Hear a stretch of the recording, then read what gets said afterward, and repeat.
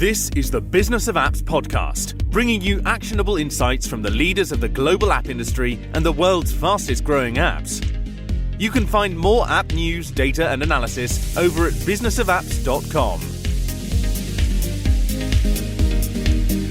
Welcome to the Business of Apps podcast. On this show, we invite app industry professionals to cover various topics. We promise to do our best to keep it both insightful but brief. In this episode, we have Anja Obermüller, Head of Product Marketing, Runtastic. Anja, welcome to the Business of Apps podcast. Thank you so much for having me. That's great. Thank you for coming. Okay, so imagine you're a writer and book publishing is what you do for a living. And so you've just published a new book and people do buy your masterpiece.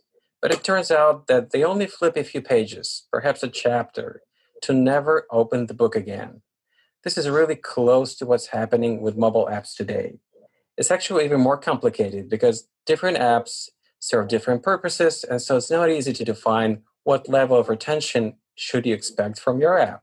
But what you do know for sure that something is definitely not good when your app retention reports tell you that only a fraction, about 30% to be precise, according to 2019 report by AppsFlyer, of your app users continue to use their app for more than 1 day. And so we have today Anja to share with us the first-hand experience of increasing the app's retention. But as always on this show, let's talk about you Anja, first. Tell us about yourself. How did you get involved into app marketing? What is your story? Cool. Yeah, I'm more than happy to do so. So I'm Anja. I was born and raised in Austria. Nonetheless, I'm totally into northern countries. I lived in Sweden for a while, and I still really much like to travel there. I'm 27 years old, and probably fun fact about it, which wasn't that funny at that time, is I turned 27 during the lockdown. So yeah, no birthday party for me this year. In general, I'm a total sneakerhead, so that's also really cool for me to be working with Adidas because I really like sneakers overall. And one thing that probably all of my colleagues would sign is I'm way better with numbers than with text. So I'm a total fan of impact estimations, forecast, everything that is related to numbers. I'm not so much into writing texts and so on. Well, that's good stuff. Yeah, and you were also asking how I actually got into mobile marketing and app marketing. And for me, that was always something that pretty interesting for me, I have to say. But I started out in a B2B software as a service company before I joined Runtastic. Yeah, it was always kind of I was more into the B2C part. Usually this was always more tangible for me and what I had more interest in. So in 2016, I just took the chance and was I'm going to apply at Runtastic and see what happens. And what happened is that I'm with Runtastic now for almost 4 years. All right, yeah. I'm really compelling to say that's Runtastic instead of that's fantastic. Okay, so that's quite a story. So you're the person who is really comfortable in the world of numbers, but not words. Okay, so now let's just talk briefly about what is Runtastic. Tell us about the app. Was there a story behind the app name? Yeah, there definitely was one. So we were founded in 2009 by Florian, Alfred, Christian, and René. And one of their girlfriends actually had the idea of the name. So this happened sometime around 2008, 2009 or so when she had the idea. And this is how the company actually got its name. Since 2015, we are a proud member of the Adidas family. So we are fully part of Adidas. And probably some of the people who are listening in also recognize that our apps changed their names last year in September. So while our apps were called Runtastic Running and Runtastic Results, in the past they're now called Running and Adidas Training. We have now over 309 million downloads worldwide. We are currently more than 270 people at Runtastic from, which is really cool, 38 different countries all around the globe. So a super international team, which is really fun to work with. And one thing that I will mention now, and our HR department will probably love me for this, is we're constantly hiring and growing our team. So if anyone's interested, check out our career page. That's awesome. Yeah, I can imagine what kind of diverse pot of cultures you guys have in your team. 38 countries, that's impressive. Okay, so, app retention was a tough game even before COVID-19. And now for many app categories, it's a real struggle. So what kind of general strategy can you suggest app brands to adopt to stop their app retention decline and perhaps to start climbing back again? That's a really good question, I have to say. And for me, the most important thing, like before even getting started with retention rate optimization, is identifying your product usage interval. I think this is something that some are just kind of like taking the data that they get, like you would be getting from MMPs, like daily retention rates, probably even like weekly ones or monthly ones. And I think it's really important to do like this deep dive and figure out what's the natural product usage interval that you're having. For example, our apps are made for like really physical workouts and like training and activities. And we will never get to a product usage interval that Instagram has, for example, that you can just open up, while you're watching TV or while you're chatting with someone or like really at any time. And this is just something that will never happen to our apps, for example. So I think this is a really, really crucial part before even getting started of thinking about the actual optimization. Yeah, that's a very good point. So anything else?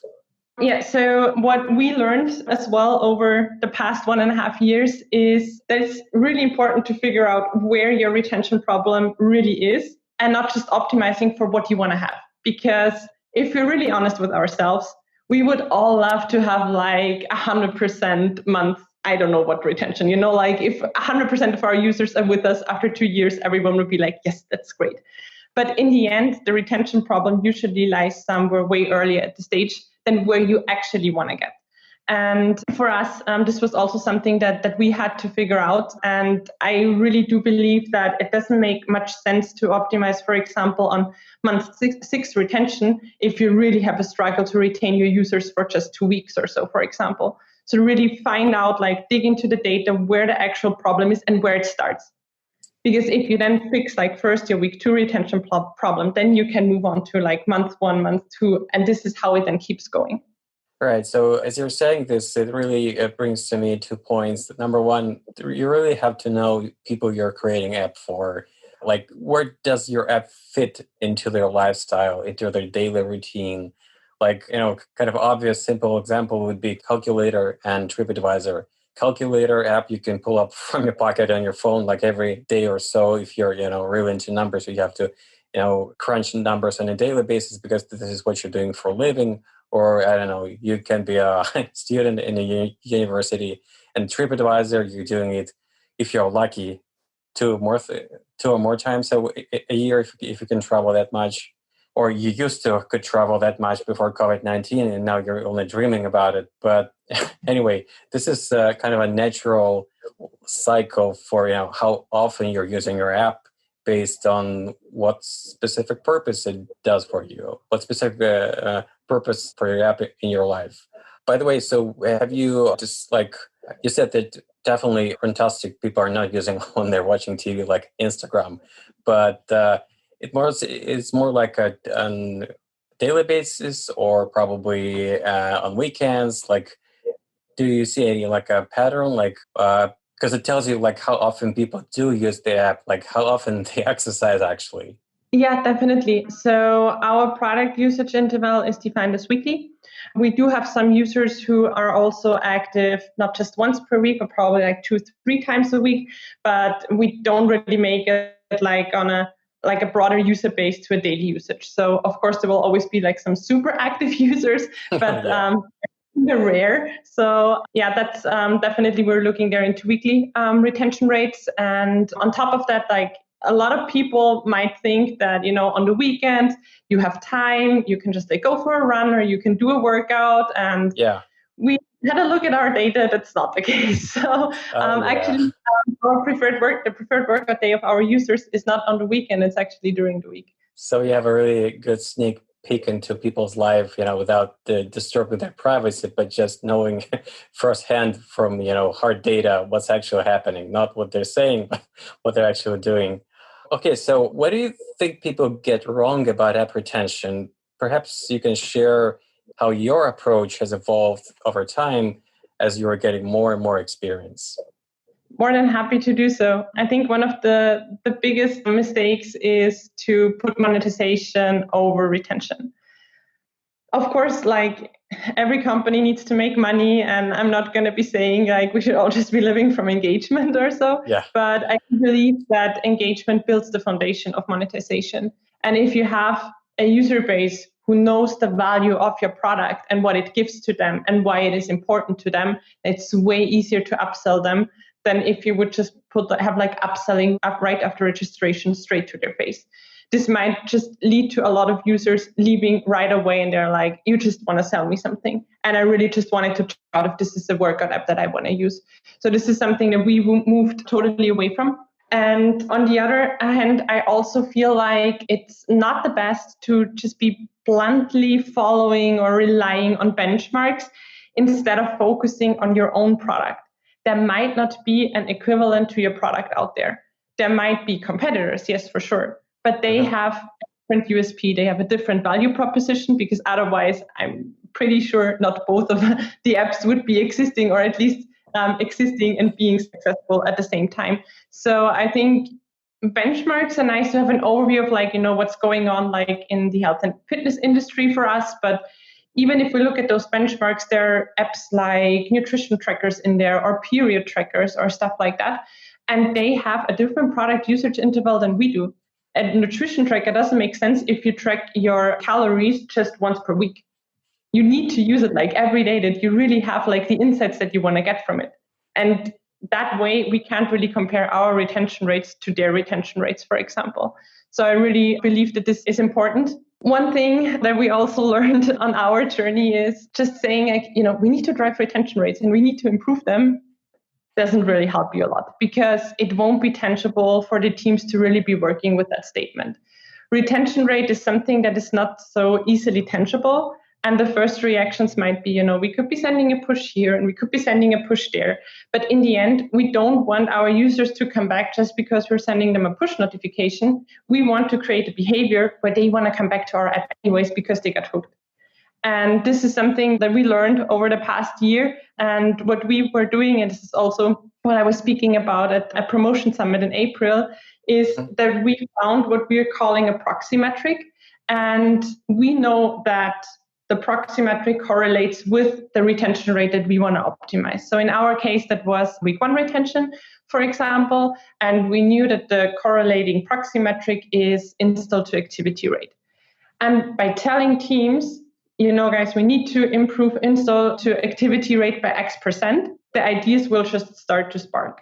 And there will be so many great ideas coming out of the teams, and we could tackle this feature, and we could implement a suggestion for our users there, and we could do this. And this is how it then all started, and how we also managed to grow our week 1 retention that much, because everyone really knew, like with this proxy metric, what they need to work on, and we could rest assured because we knew that we will ultimately be driving our week 1 retention anyways. I really want to say thank you for bringing up this point that the idea behind push notifications to be send those notifications when it makes sense for the purpose of your app functionally, not just to inflate your engagement numbers. Like whenever you pull up your phone and see this notification in your LinkedIn, it doesn't mean that somebody sent you a message. It may be just somebody checked your company page, there was some views, but this is just the way to lure you into the app. There's nothing specific and urgent for you. Just a quick example, you may get a bunch of those notifications from apps who are not really in the business just delivering more value for you. They just need to inflate their numbers of app engagement to report to their stakeholders and quarter meetings to show that the numbers for attention are going up. But in reality, that's not the case. People just reacting and push notifications without real engagement. It's just superficial. So yeah, thank you for making this really clear and being on the right side of this equation. Now, let's imagine you see good, solid numbers for app retention, and you're happy about it. You're really happy about it. So everything is good. Can you think about, are there any preventive measures to keep things this way further on? And not all of a sudden awake to the app's retention drop problem. Like what you should do if everything is okay, but you know that the things may go wrong and your retention may go down. Anything like a preventive measure to suggest? I think that's a super interesting question. And I personally don't really like to think of as there's an end to retention rate optimization, because the end would be at 100%. And I don't know any app who really made it there. So I do believe that there's always a way to further grow and to further increase retention rates. But I also do think that we all need to be really monitoring the data closely, because this is also one thing that we experienced recently. We were optimizing on our week one retention, and we saw by driving install to activity rate, week one retention was just going up. And at some point we entered a stage where our increase was not that steep anymore, but the curve kind of started to flatten. And we were like, okay, so now we can still continue to invest into this, but we won't be having those massive growth numbers that we actually want to have. So it's time for us to move on to the next thing. And this is where we had great support of our data scientists, who then helped us by creating a retention model based on machine learning, so that we can actually focus on the next step in terms of retention optimization. So while we were satisfied with our week one retention, and we still are, we are now optimizing on something a bit more long term. And we're also moving away from just focusing on the first week of the user journey, and we're extending it to the second week. And in those 2 weeks, we're actually looking into what actions does the user need to take in this very early stage of his journey. And then we'll optimize for that to ensure that they're sticking with us on the long term. And another thing that I recently read up on, and I have to admit, I really like this article. It's about the adjacent user theory. Not sure if you've heard about it already. And it's basically speaking about that you always have this kind of perfect funnel within your app and this perfect user flow, which you want every user to go through, but not every user will make it there. And even though you're happy with your retention rates because you're happy with the amount of people who are making it through that funnel, if you really start to analyze okay, there's still X% of our users who are dropping out at this stage or dropping out at that stage, and you start to ask them what's the problem, and then really start fixing those problems, you will actually avoid of ever dropping probably in your retention rate, because you constantly know what their struggles are, and you will always continue to fix them. So I do believe that there's a certain way of when retention rates are flattening out and are not growing so steep anymore. But if you continue to fix the user's main issues within the app, they don't have a reason to leave you. Your attitude towards app retention reminds me a quote I read in, I guess it was Ken Siegel's book about Apple. He was quoting somebody from their engineering team that a real engineer never stops develop a product. You can only be stopped by somebody saying that's enough. We're going to be shipping it this way. Stop improving it. So yeah, real engineer, real creator never stops perfecting its product, his or her product. Okay, so at this point, we've reached the part of the show where I'm asking a few quick questions to the guests. And these are these questions. Are you iOS or Android person? iOS, totally. That's terrific. I yet to hear somebody saying me, Nokia, Windows Phone, something else outside of Android. iOS, actually, iOS stack is way bigger than Android so far. Do you remember your first mobile phone? Yes, I do. And now you're going to hear the answer that you wanted to hear before, Nokia. It was the Nokia 3310. I'm not sure if anybody still knows it. It had Snake, the game, on it. It was super cool back then. An undestroyable phone, no internet connection, nothing, but you could actually text your friends and call your parents to pick you up as a kid when you didn't have a driving license. So yeah, that was my first phone. That's cool. And no way you should charge that thing, once a day. Yes. I hardly remember how. I think it took 5-7 days, or at least a few days for sure, for battery charge to hold up. I guess a week. Anyway, yeah, totally. What is your favorite app now? Adidas training. What else? All right. What new app technologies are you most excited about? Is there anything you're waiting for to actually land into your apps on your phone in terms of new tech that will make those apps more relevant, more helpful for you? I think for us in the health and fitness industry, one trend is the recognition of movement. And I think this is going to be a pretty big thing for our industry in general. I'm also a big fan of voice recognition software and the way it's developing. Like, I think it's getting way better, like really with every iteration. And most probably my Google Home Mini is currently listening in. So Yeah, definitely. I feel like Siri becomes a part of my family. The better her voice becomes, it feels like a natural extension of my immediate family. All right, so that was actually my last question. But before I let you go, how can people know more about what you do? I was thinking about that and like what are actually my favorite resources and what I constantly read up on. And I recently read a book. It's called Good to Great, and I can totally recommend it to anyone. It's not really like that much about product marketing in specific, but I just think it's a really great book and I would totally recommend it. And one of my favorite resources when it comes to like blogs and what I'm reading up on is Reforge. I think they're having a great blog. They're posting a lot about retention and related topics. So that's definitely one of my favorites there. And I can also totally recommend to subscribe to Brian Balfour's newsletter. He's not sending it out like that often, so it never feels like spammy or anything. And it has really, really good content in it. So a lot about growth in general, retention, product topics. So super interesting for everyone in that area.